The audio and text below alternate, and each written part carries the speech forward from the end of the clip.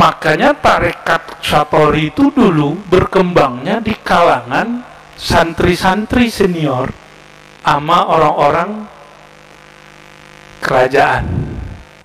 Pernah dengar Ranggawarsita atau Ronggowarsito? Itu dekat sini ya, ngajinya ke Mbah Yai Hasan. Orang dulu nyebutnya Kasan, Kasan Besari. Itu namanya Syekh Kiai Hasan Basri. Logat orang Jawa, Kasan Besari. Beliau itu dan sampai ke atas itu berhasil menghislamkan ajaran spiritualnya Jawa. Ternyata tidak bertentangan. Ketemunya di Syataria. Itu jasa orang Syataria. Orang Hindu Buddha, nama kejawen dulu ada namanya cakra. Cakra itu 7 titiknya, mulai dari bawah sampai ke ubun-ubun. Ya, cakra mahkota. Diislamkan oleh beliau, nggak dibuang, diislamkan. Karena itu ajaran masuk kepada bab zauk rasa, bukan masuk ke bab akidah, tidak masuk ke bab fikih. Sebelum kita menyimak video selanjutnya, mari kita membacakan selawat kepada Rasulullah SAW. Semoga kita semua mendapatkan syafaat di yaumil kiamah. Allahumma sholli ala Sayyidina Muhammad wa ala ali Sayyidina Muhammad. Ilahi anta maksudi wa ridhoka matlubi a'tini mahabbataka wa ma'rifataka. Wabil khusus Jami'iyah Tariqah Al-Mu'tabarah An-Nahdiyah atau Jatman wilayah Gunung Kidul. Semoga Allah meriayahkan diri mereka. Ada namanya Kiai zikir riayah. Zikir riayah itulah yang permulaan kalau kita baca ilahi anta maksudi waridah kamatlubi, itu namanya zikir riayah. Zikir kayak semacam sugesti. Tahu sugesti, Bu? Itu nama teman ya. Sugesti itu kita bicara ke dalam hati, wahai diriku, katakan tujuanku hanya Allah. Boleh juga disebut menanamkan niat baik, itu namanya zikir riayah, menjaga. Contoh lainnya, kalau di hadis Nabi itu raditu billahi rabba, itu namanya zikir riayah. Contoh lainnya, ketika Sayyidina Abu Bakar As-Siddiq gelisah di dalam goa. Goa apa yang Nabi SAW bersama Sayyidina Abu Bakar? Goa Thur. Itu beliau gelisah, kakinya digigit oleh binatang berbisa, tapi kepala baginda di pahanya beristirahat. Turun wahyu. Apa kata Allah? Innallaha ma'ana. Allah bersama kita, wahai Abu Bakar. Itu namanya riayah, sugesti. Riayah itu di dalamnya ada makrifat, ada rasa makrifat, mengenal Allah Subhanahu wa Ta'ala. Ya. Itu zikir riayah. Nah, ada namanya zikir as-sana, zikir memuji. Apa contoh zikir memuji? Alhamdulillahi Rabbil Alamin. Alham termasuk la ilaha, itu namanya zikir sana. Nah, zikir as-sana ini bukan kisana bahasa Jawa loh ya. Ya, sana itu puja-puji. Dan pujian tertinggi yang Allah paling suka alhamdulillah. Tetapi dari alhamdulillah itu ada basicnya. yang paling tinggi, yaitu la ilaha, mau dipandang nggak oleh Allah? Mau cari perhatian Allah nggak? Mau. Orang yang paling nonjol itu pasti dikenang oleh gurunya, benar nggak? Kalau di sekolah yang nonjol itu dua, yang angel, ya, yang nakal, yang sebaliknya apa? Yang pinter, yang cerdas. Ini dua ini. Pilih yang mana?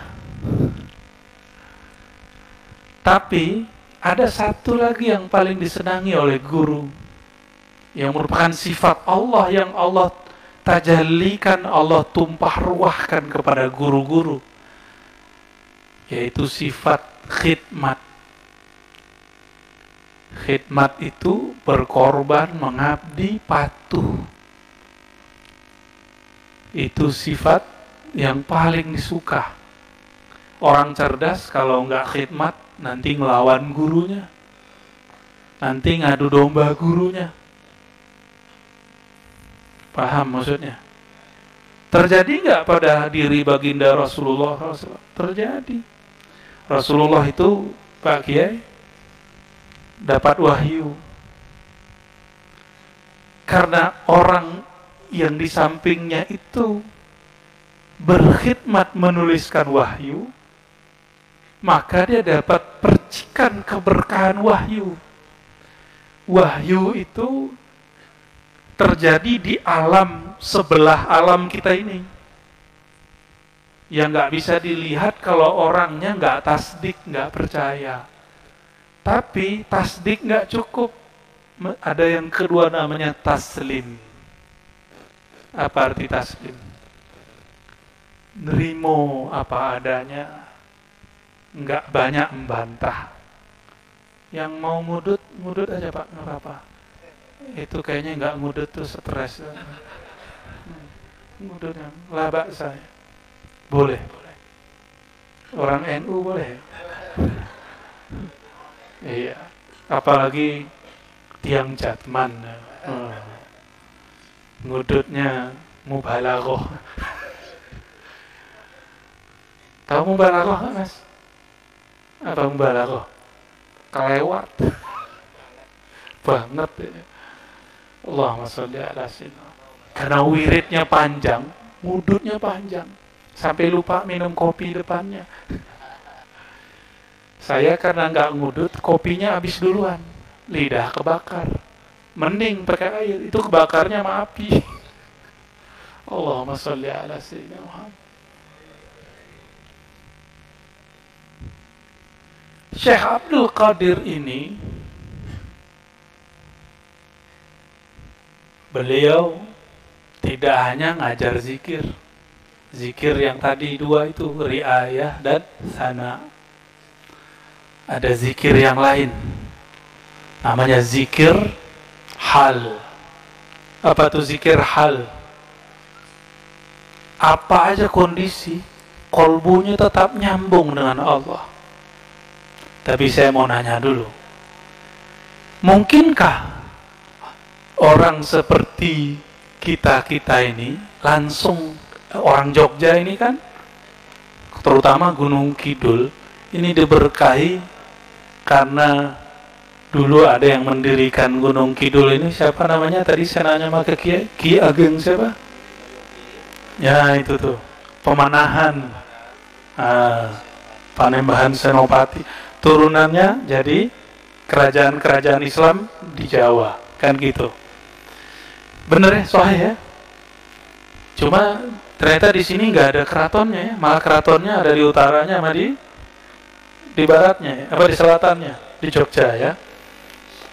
Tapi ala kulli hal, ini masa transisi dari zaman kerajaan Hindu-Buddha dengan Islam, itu luar biasa. Nah, orang-orang ini, beliau itu bukan orang-orang sembarangan sebenarnya.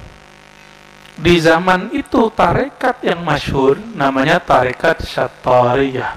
Sama, Syatari, Syatariyah sama. Tapi tarekat ini kembangnya dari Pamijahan. Itu orang Jawa juga, tapi hijrah ke Pamijahan, Jawa Barat.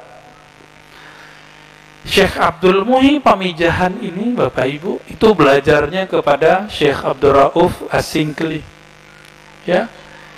Syekh Abdul Rauf Singkil ini punya guru di Madinah. Beliau ini lebih dari 20 tahun di Madinah. Berapa tahun? Kalau orang sekarang di Madinah baru 4 tahun pulang-pulang bid'ahin thoriqah. Tahu nggak Kiai siapa orangnya? Yang pasti bukan Kiai Bukhari Muslim. Itu Al-Imam Asy-Syaikh Abdul Rauf As-Singkili atau Al-Jawi. Beliau ini ngaji bertahun-tahun, puluhan tahun di Madinah, pulang-pulang jadi mursyid. Sebenarnya beliau ini diijazahkan lebih dari 2 thariqah, 40 thariqah. Tapi yang dikembangkannya 2, Syatariyah dan Qadiriyah. Nah, silakan cek sendiri itu kitabnya beliau ya. Beliau punya kitab risalah tentang thariqah Syatariyah, itu silsilahnya 2. Jadi biasa orang dulu punya thariqat lebih dari 1, tapi dia kiai, dianya ulama. Orang awam boleh nggak lebih dari 1? Gimana ya? 1 aja nggak kuat ya. Mau nambah ya.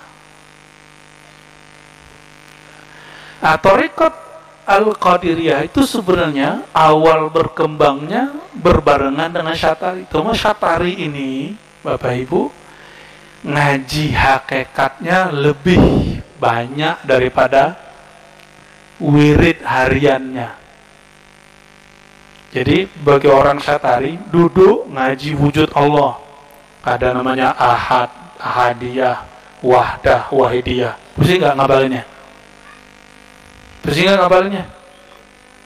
Ahadiyah, Wahdah, Wahidiyah. Tuh, apa bedanya coba?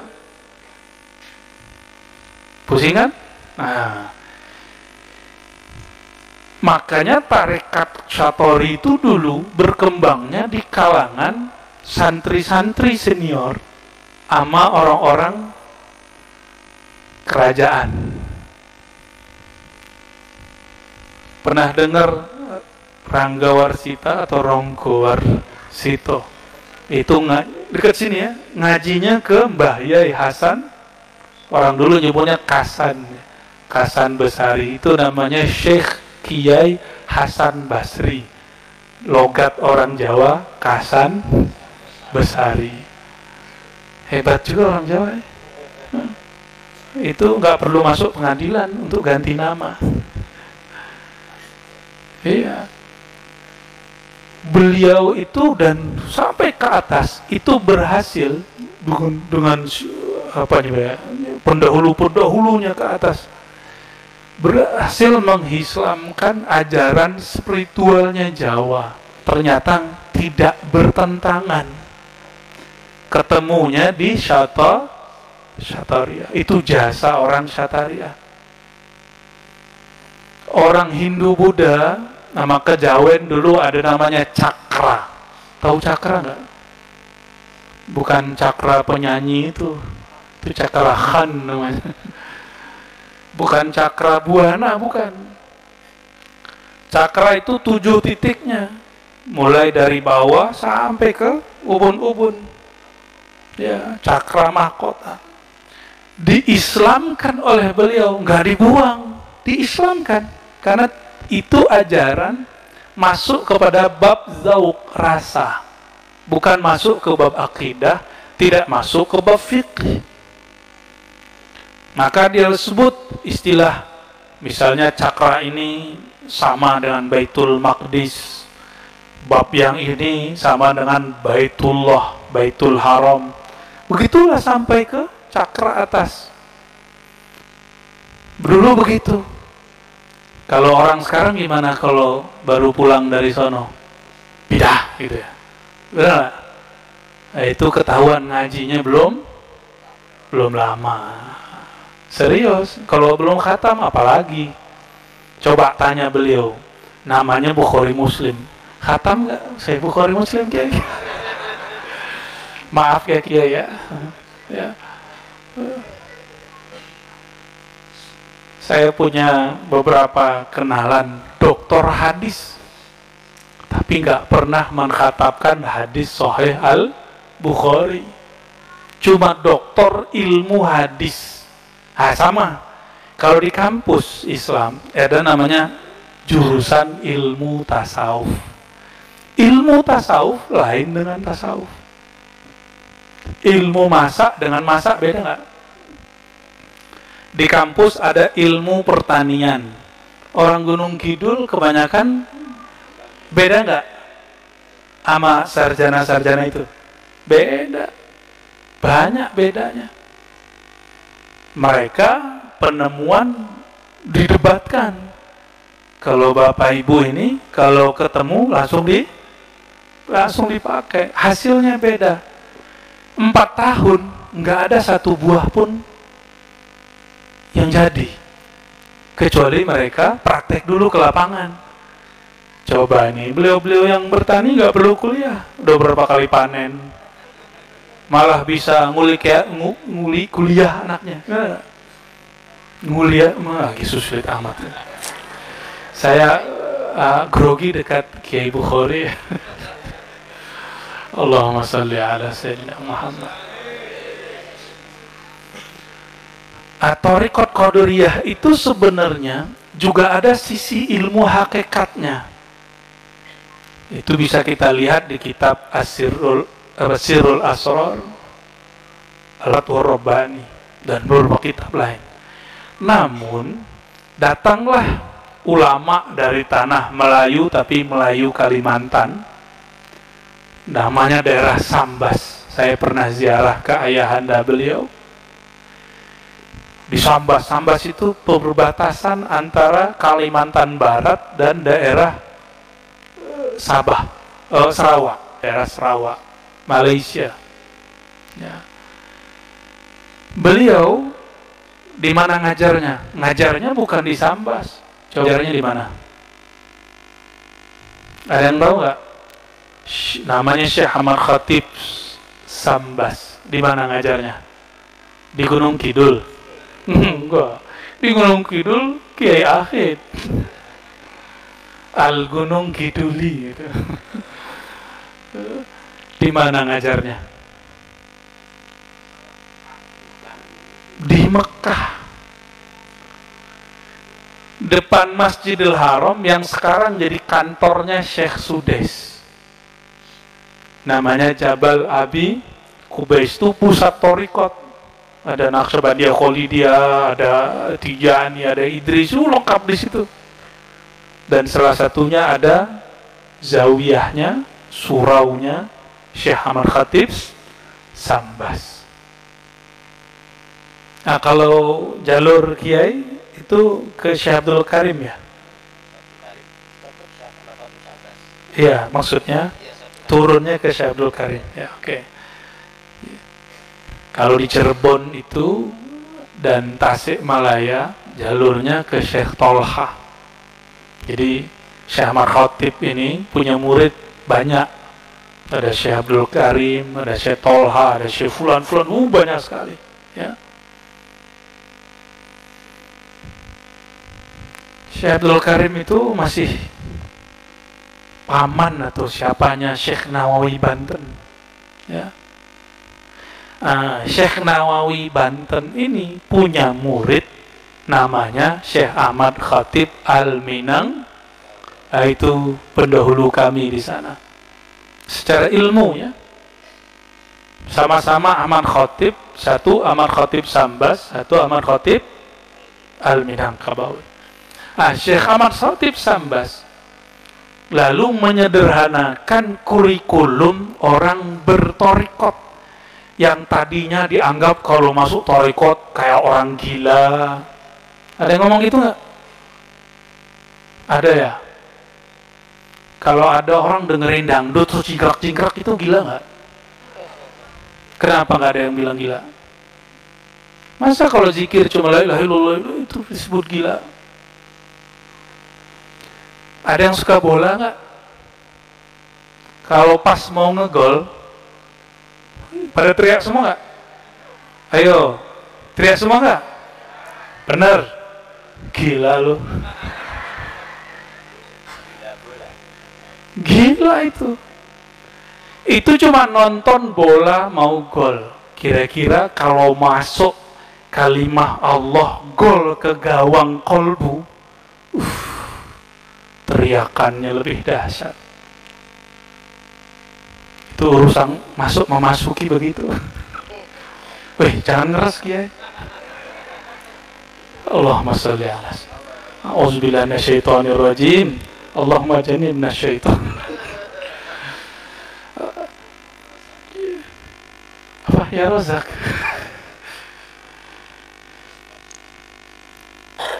Jadi, disinilah diuji orang bertorikoh. Takut disebut gila. Siapa yang nyebut gila? Makhluk. Kalau cuma makhluk yang nyebut dia gila, sesat, terus gak mau lagi berzikir, itu namanya syirik khafi.